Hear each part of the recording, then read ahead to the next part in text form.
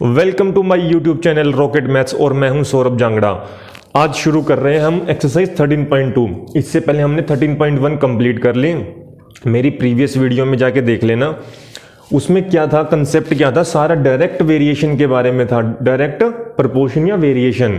और इसमें कौन सा करेंगे हम 13.2 में, सारा इनवर्स वेरिएशन का, इनवर्स वेरिएशन।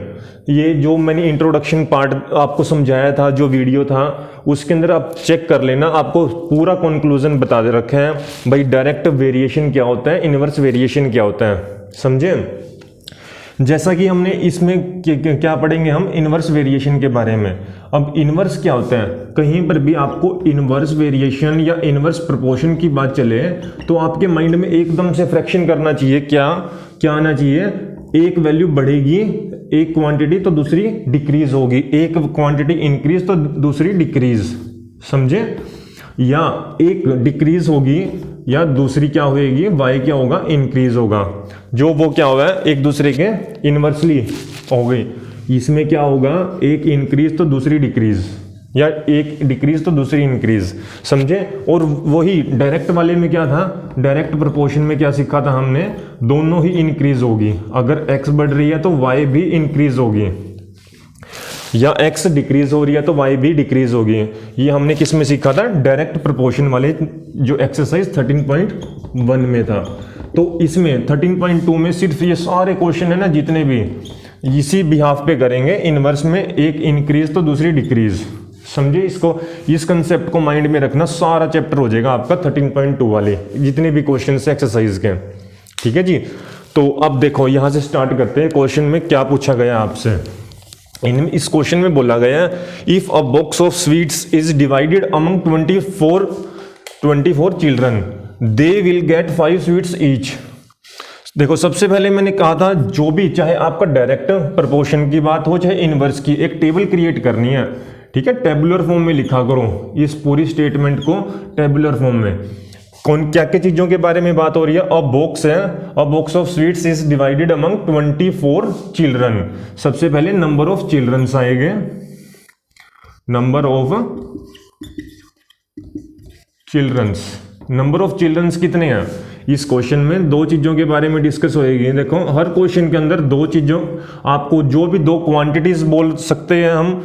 अब कौन कौन सी है, एक स्वीट्स के बारे में हो रही है बात और एक चिल्ड्रंस के बारे में।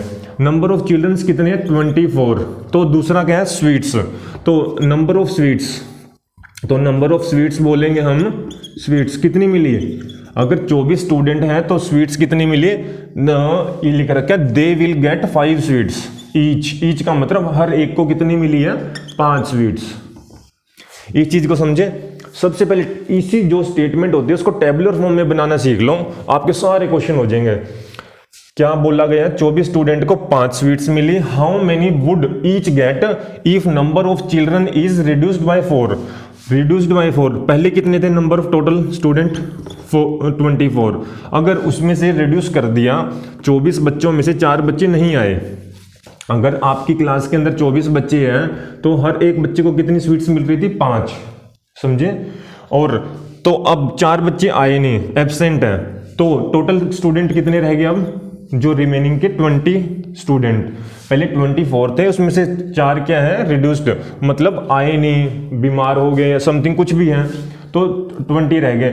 अब ये क्वेश्चन में पूछ रखा है how many would each get, हर एक को कितनी स्वीट्स मिलेगी, हर एक बच्चे को स्वीट्स कितनी मिलेगी। जो 20 बच्चे हैं उनको कम मिलेगी या ज़्यादा, मान के चलो 24 बच्चे हैं, ठीक है। नंबर ऑफ स्वीट्स हर बच्चे को, एक बच्चे को 5 मिल रही है, 2 को भी 5 मिल रही है, तीसरे को भी 5 मिल रही है। इस तरह से 24 स्टूडेंट है आपके, हर किसी को 5-5 मिल रही है।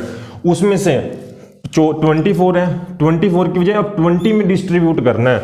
जो आपके पास, आपका मान के चलो बर्थडे है, आप एक डब्बा लेके आए हो मिठाई का, रसगुल्लों का डब्बा लेके आए हो, तो डब्बे के अंदर कितनी है, आपकी क्लास के अंदर 24 स्टूडेंट है, आपको डब्बे में हर बच्चे के लिए 5-5 लेके आए हो, ठीक है।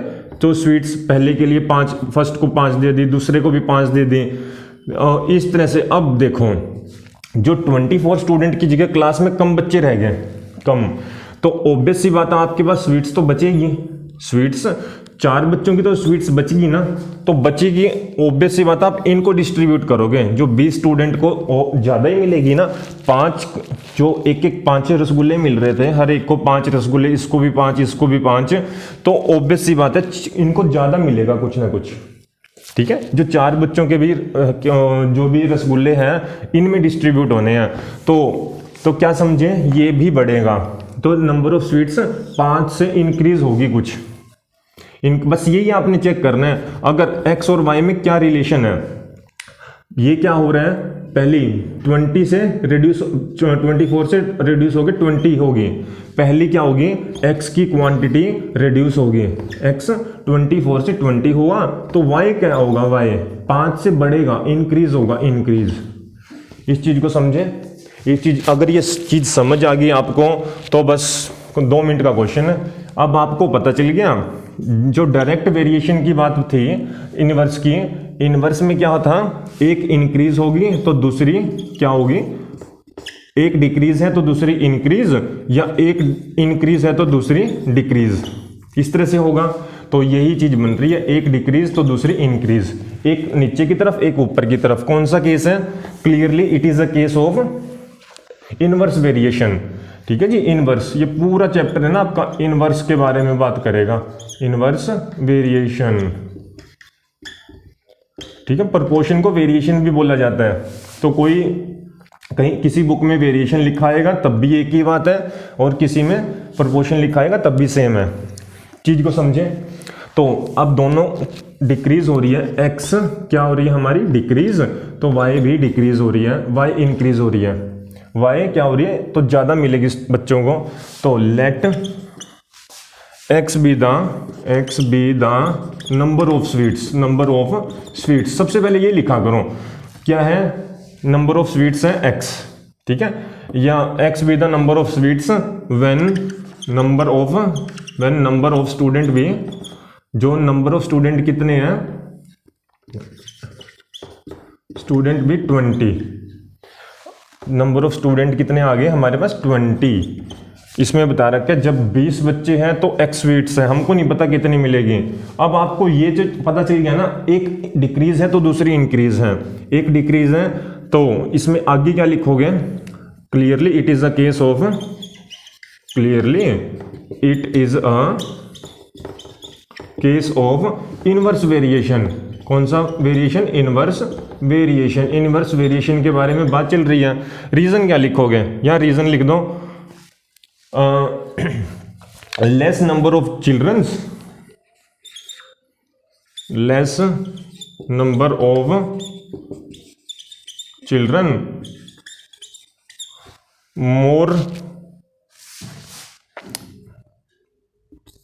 मोर स्वीट्स डिस्ट्रीब्यूट।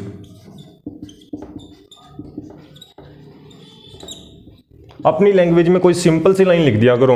ये क्या है, नंबर ऑफ स्वीट्स क्या होगी, अगर बढ़ेगी तो, और जब लेस होंगे स्टूडेंट, या नंबर ऑफ स्टूडेंट्स क्या हो गए, डिक्रीज है, तो स्वीट्स क्या होएगी, डिस्ट्रीब्यूट, ज़्यादा डिस्ट्रीब्यूट होएगी। मोर स्वीट्स डिस्ट्रीब्यूटेड ईच चिल्ड्रन, हर एक बच्चे में किस में ज़्यादा होएगी, डिस्ट्रीब्यूट होएगी, हर एक स्टूडेंट के अंदर डिस्ट्रीब्यूट, 5 से कुछ ना कुछ क्वांटिटी ज़्यादा बढ़ा के देंगे। तो less number of childrens, more sweets distribute. तो clearly it is a case of inverse variation.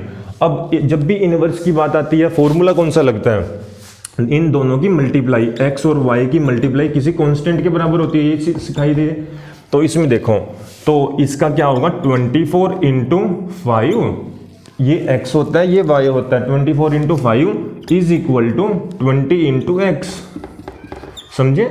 अब x को यहाँ पर रहने दो अपनी तरफ, जो 20 या नीचे आ जाएगा डिनोमिनेटर में, divide by 20।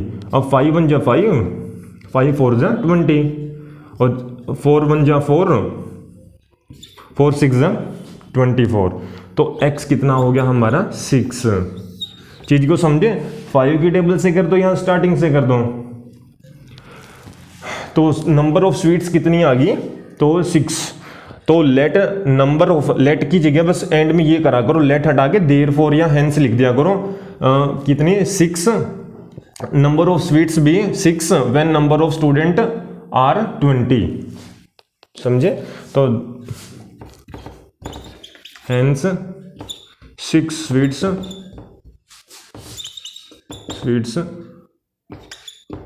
Will be distributed क्या होगी? डिस्ट्रीब्यूटेड होगी किसके अंदर? 6 स्वीट्स डिस्ट्रीब्यूट होगी जब व्हेन नंबर ऑफ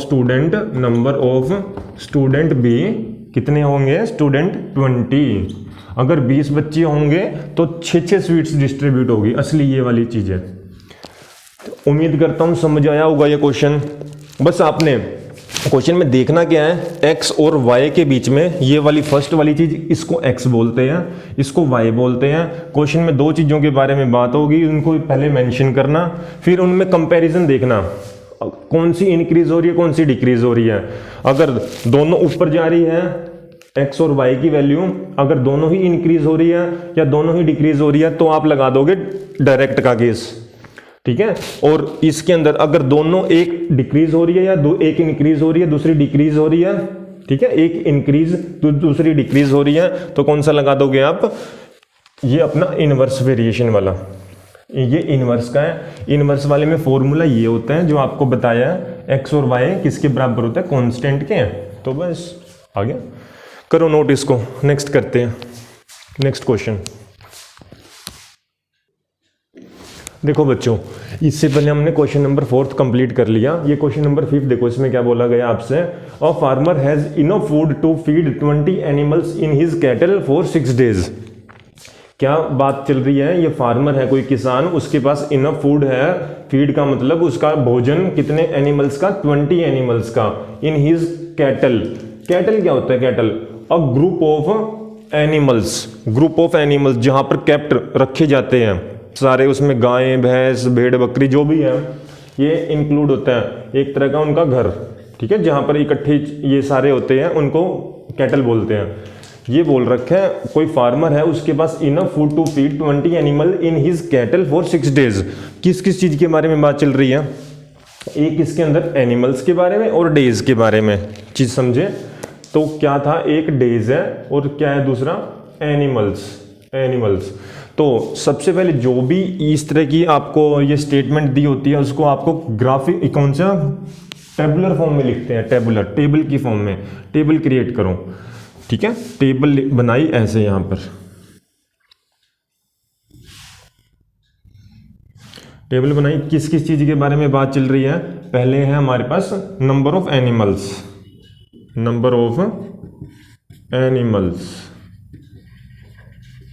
दूसरा क्या है हमारे?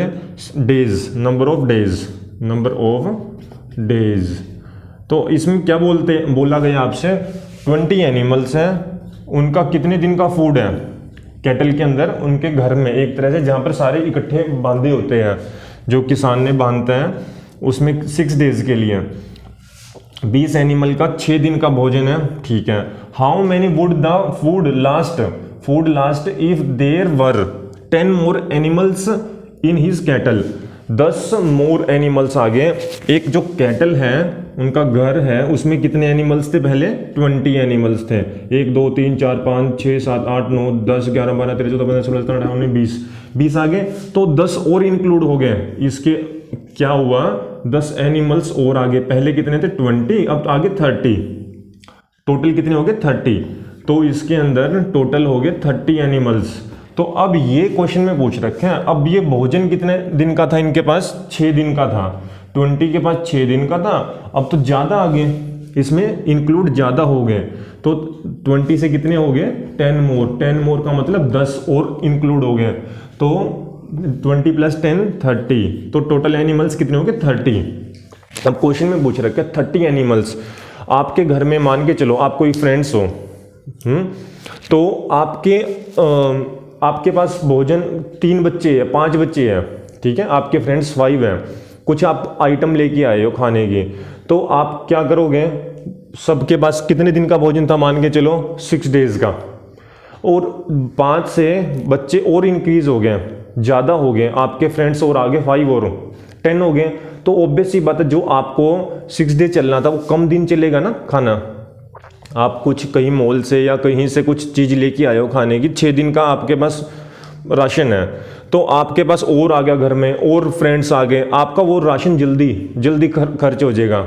जल्दी खाओगे ना, 1 दिन में ख़त्म कर सकते हो या 2 दिन में कर सकते हो, तो जो 6 दिन तो नहीं चलेगा ना। तो यही क्वेश्चन में पूछ रखा है, ये था इंक्लूड, ये नंबर ऑफ एनिमल्स बढ़ गए हैं। अगर कोई चीज़ इंक्रीज होगी तो जो नंबर ऑफ डेज है ना, जो फूड था 6 दिन का था, वो कम दिन होगा। तो कम दिन होगा ना, यहाँ चीज़ समझे, तो ये कम होगा। एक चीज़ बढ़ रही है तो दूसरा कम होगा, तो इसको x ले लेते हैं हम यहाँ पर। ये चीज़ पूछ रखी है कितने दिन चलेगा। Let food last for x days, let food last for x days. Food last मतलब कितने दिन का है, x डेज का। व्हेन नंबर ऑफ एनिमल्स भी 30, व्हेन नंबर ऑफ एनिमल्स, जो नंबर ऑफ एनिमल्स भी कितने हैं 30। चीज समझे, एक बढ़ रहा है, अगर एनिमल्स बढ़ गए तो भोजन तो कम हो जाएगा ना, 6 से तो ऑब्वियस सी बात है कम होगा, यहाँ पर कुछ ना कुछ कम की क्वांटिटी होएगी। तो clearly it is a case of, clearly it is a case of inverse variation, inverse variation. आपको पता है जब भी एक इंक्रीज हो रहे हैं, इसका मतलब x क्या होगा आपका, इंक्रीज हो गया, y क्या हो गया, डिक्रीज हो गया। एक इंक्रीज तो दूसरा डिक्रीज कौन सी होती है, इनवर्स वेरिएशन की। तो रीजन क्या लिखोगे, more animals,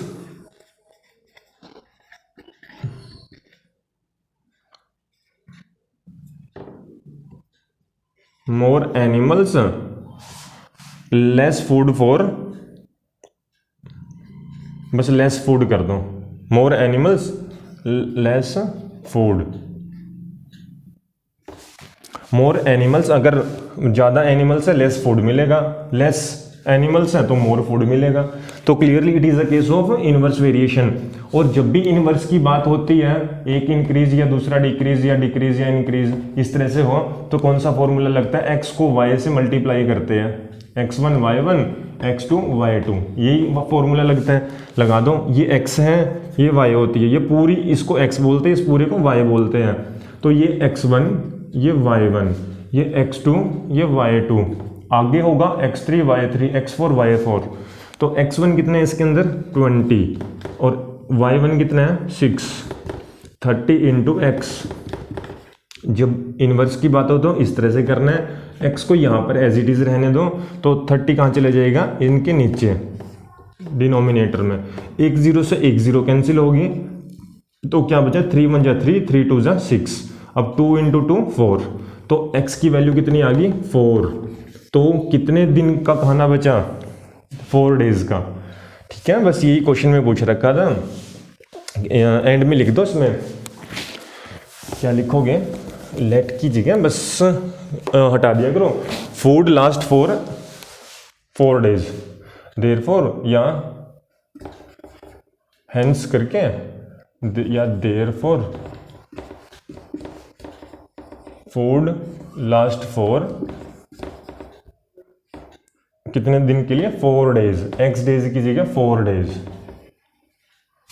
when number of animals are 30, when number of animals भी कितने हैं 30। बस ये क्वेश्चन था आपका। देखो कोई दिक्कत तो नहीं होनी चाहिए, उम्मीद करता हूँ समझ आया होगा। सिर्फ आपने 2 कंसेप्ट देखने हैं, डायरेक्ट इनके बीच में रिलेशन चेक करना है। अगर डायरेक्ट है तो डायरेक्ट का formula x upon y direct में डिवाइड का होता है, और ये इनवर्स के चल रहे हैं, इनवर्स है, एक घट रहा है बढ़ रहा है, तो ये मल्टीप्लाई वाला 20 को 6 से मल्टीप्लाई कर देना, इक्वल टू इसको इससे मल्टीप्लाई करके लिख देना। उसके बाद आपकी कैलकुलेशन वर्क है। ठीक है जी, चलो क्वेश्चन नंबर 5 हो गया। तो अब क्वेश्चन नंबर 6 और 7 करते हैं। कोई डाउट हो तो पूछ लेना, ठीक है, करो, नोट करो इसको।